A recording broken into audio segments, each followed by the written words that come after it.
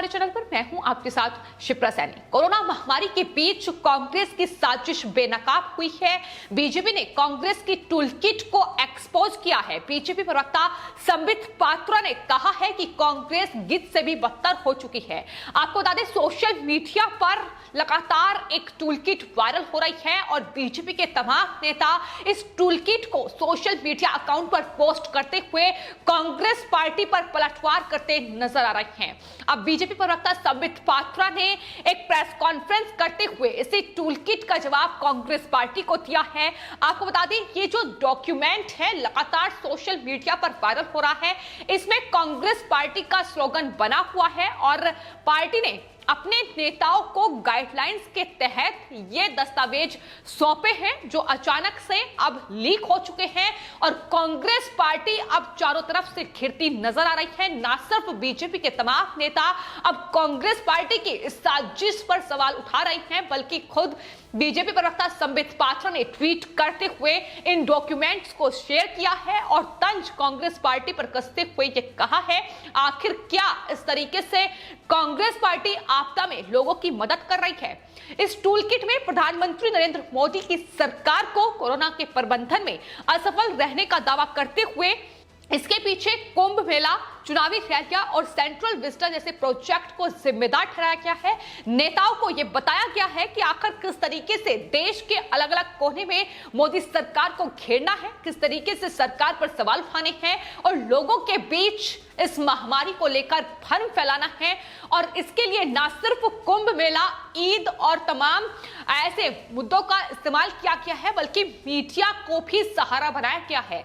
आपको बता दें, इस टूलकिट में इस बात का जिक्र भी कांग्रेस ने किया है। अपने नेताओं को यह निर्देश दिया है कि वो कुंभ को बार बार सुपर स्प्रेडर कुंभ कहकर संबोधित करें, ताकि लोगों के बीच ये संदेश जाए कि बीजेपी की हिंदू नीतियां ही सभी समस्याओं के लिए जिम्मेदार है। साथ ही ये भी लिखा गया है कि अंतर्राष्ट्रीय जो मीडिया है वो पहले ही इस एजेंडे को आगे बढ़ा रही है, लेकिन इसमें अब देश के कांग्रेस पार्टी के जो दोस्त पत्रकार हैं उनकी भी साठगांठ की बात कही गई है। तो ये बड़ा खुलासा इस टूलकिट में निकलकर सामने आया है। उन्होंने कहा है कि दरअसल जब कुंभ पर सवाल उठाए जाएंगे तो उसको लेकर जवाब में ईद का नाम भी आ सकता है कि ईद में भी इस तरीके से भीड़ इकट्ठा हो रही है, लेकिन यह हिदायत दी गई है कि हमें दोनों त्योहारों की तुलना वाले जाल में नहीं फंसना है।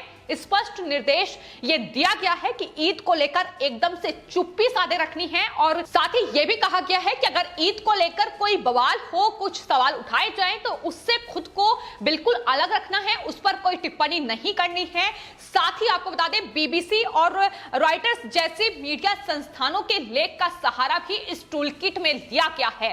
तो किस तरीके से कुंभ पर सवाल उठाने हैं, चुनावी रैलियों पर सवाल उठाने हैं और किस तरीके से अपने इस एजेंडे को मीडिया के जरिए आगे बढ़ाना है, ये तमाम खुलासे अब इस टूलकिट में हो रहे हैं। तो आपको बता दें, बीजेपी प्रवक्ता संबित पात्रा ने जिस टूलकिट पर कांग्रेस पार्टी को घेरा है, उस टूलकिट में यह भी बताया गया है कि किस तरीके से सोशल मीडिया के जरिए अपने मंसूबों को आगे बढ़ाना है। इसका निर्देश में इस टूलकिट में साफ तौर पर दिया गया है। पार्टी के नेताओं को ये संदेश दिया गया है कि वो कार्यकर्ता और समर्थकों को इसके लिए प्रोत्साहित करें कि वो सावधानी से लगातार तस्वीरें जो हैं वो सोशल मीडिया पर शेयर करते रहें और उसके माध्यम से ये बताएं कि दरअसल जहां कुंभ एक राजनीतिक शक्ति प्रदर्शन है, वहीं ईद में जुटने वाली भीड़ अलग अलग परिवारों और समुदाय का एक सुखद मिलन समारोह है। इसका जिक्र भी उन डॉक्यूमेंट में किया गया है।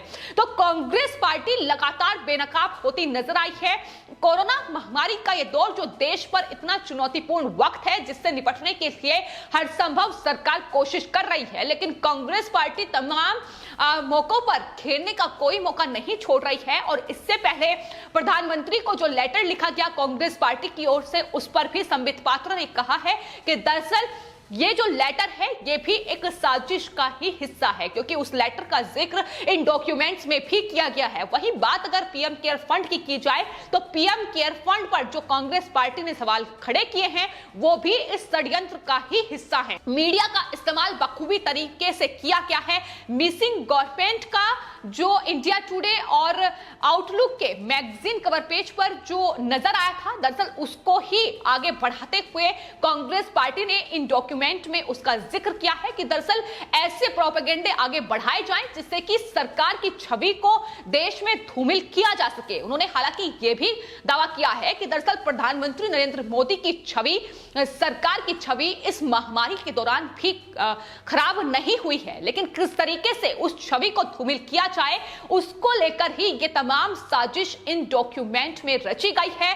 सोशल मीडिया को जरिया बनाया गया है, कुंभ मेले और चुनावी रैलियों को जरिया बनाया गया है और इस तरीके से अपने इस प्रोपेगेंडे को कांग्रेस पार्टी आगे बढ़ा रही है, जो लगातार अब बेनकाब होता नजर आ रहा है। तो इन डॉक्यूमेंट्स में कांग्रेस पार्टी की ओर से अपने नेताओं को यह भी निर्देश दिया गया है कि दरअसल ऐसा दिखाने की कोशिश करनी है कि कांग्रेस पार्टी इस आपदा के समय में लोगों की मदद कर रही है। चरणबद्ध तरीके से तमाम चीजों का बखान इस टूल किट में किया गया है।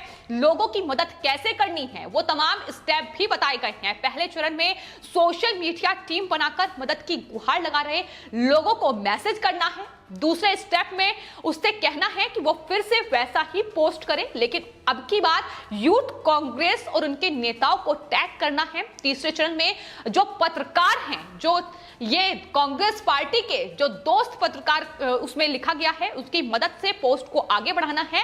और अगले चरण में तमाम ऐसी बातें कही गई हैं, तो किस तरीके से ये तमाम जो खुलासे हो रहे हैं जाहिर तौर पर बेहद चौंकाने वाले हैं कि दरअसल हाल ही में यूथ कांग्रेस के जो अध्यक्ष है श्रीनिवासन, उन पर शिकंजा कसा गया था। जाहिर तौर पर वो लोगों की मदद कर रहे हैं, जिसके चलते दिल्ली पुलिस ने उन पर शिकंजा कसा था और कहीं ना कहीं वो इसी कड़ी में देखा जा रहा है, क्योंकि ये तमाम जो दिशा निर्देश हैं ये कांग्रेस पार्टी ने अपने नेताओं को दिए हैं। आपको बता दें, कांग्रेस पार्टी के इस डॉक्यूमेंट में साजिश और षड्यंत्र में एक और चौंकाने वाला खुलासा हुआ है। इस टूल किट में लोगों की मदद के लिए कांग्रेस के स्थानीय नेताओं को दरअसल ये निर्देश दिए गए हैं कि वो अपने आसपास के अस्पतालों में कुछ बेड्स और दूसरी सुविधाओं को पहले से ही ब्लॉक करके रखें, जिन्हें अपने नेताओं के निवेदन पर ही मुक्त किया जाएगा।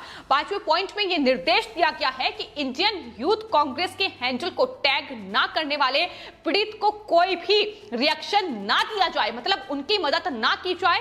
पत्रकारों और प्रभावशाली लोगों और मीडिया के लोगों की मदद को प्राथमिकता देने को कहा गया है।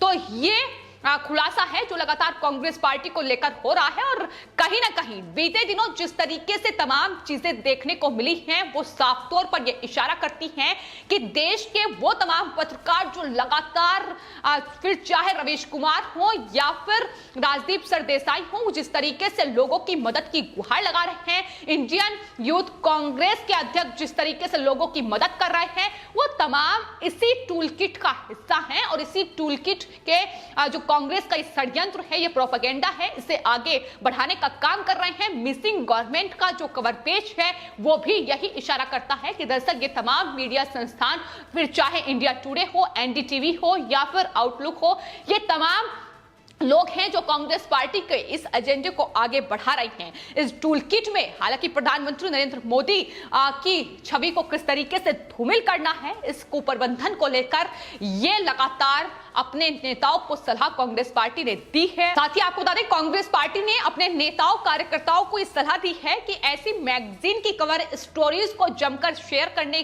किया जाए जिसमें बीजेपी नेताओं या सरकार को मिसिंग लिखा गया हो। साथ ही प्रधानमंत्री को लगातार पत्र भी लिखने को बोला गया है। पीएम केयर फंड पर किस तरीके से सवाल उठाने हैं और इसके लिए सिविल सर्वेंट से आवाज उठानी चाहिए, उन्हें हथियार बनाया जाना चाहिए, ये बात भी कांग्रेस पार्टी ने कही है। यही तमाम खुलासे हैं जो इस टूल किट, इस डॉक्यूमेंट के जरिए निकलकर सामने आए हैं और अब कांग्रेस पार्टी जिनसे लगातार जवाब मांगा जा रहा है कि क्या आखिर इस आपदा में इस तरीके से ही कांग्रेस पार्टी मदद कर रही थी, क्या इस तरीके से ही देश की छवि अंतर्राष्ट्रीय स्तर पर बदनाम करने की ये साजिश अंतरराष्ट्रीय मीडिया के जरिए कांग्रेस पार्टी रच रही थी। तमाम यही बड़े आरोप संबित पात्रा ने कॉन्फ्रेंस करते हुए कांग्रेस पार्टी पर लगाए हैं। कांग्रेस पार्टी गिद्ध से भी बदतर हो चुकी है, ये साफ तौर पर संबित पात्रा ने कहा है। उन्होंने कहा है कि जिस तरीके से बीते दिनों प्रधानमंत्री को पत्र लिखा गया, पीएम केयर फंड पर सवाल उठाए गए और यूथ कांग्रेस के अध्यक्ष मदद करते नजर आए। इसके अलावा स्ट्रेन को मोदी स्ट्रेन करार किया गया। ये तमाम चीजें इसी टूलकिट का हिस्सा है जिसको कांग्रेस पार्टी आगे बढ़ा रही है और अब तमाम बीजेपी के नेता इस डॉक्यूमेंट को शेयर करते हुए कांग्रेस पार्टी पर लगातार तंज कस रहे हैं। आपको बता दें, उत्तर प्रदेश बीजेपी अध्यक्ष स्वतंत्र देव सिंह ने ट्वीट किया है इस टूलकिट को शेयर करते हुए। उन्होंने लिखा है कि इस महामारी के बीच कांग्रेस पार्टी झूठ फैलाने के लिए टूलकिट बनाने में अपनी पूरी ताकत लगा रही है। वहीं बीजेपी के कार्यकर्ता जनता की सेवा के लिए राशन किट और दवाई किट बनाने में अपनी पूरी ताकत लगा रहे हैं। इससे ही फर्क साफ तौर पर नजर आता है। इसके अलावा भी अमित मालवीय ने भी ट्वीट किया है। उन्होंने कहा है कि जिस तरीके से कांग्रेस पार्टी ने ये प्राथमिकता झूठ फैलाने के लिए दी है, ऐसे समय में जब भारत एक महामारी से जूझ रहा है, भारत की प्रतिष्ठा को खराब करना, ये कांग्रेस पार्टी पर सवाल उठाए गए हैं।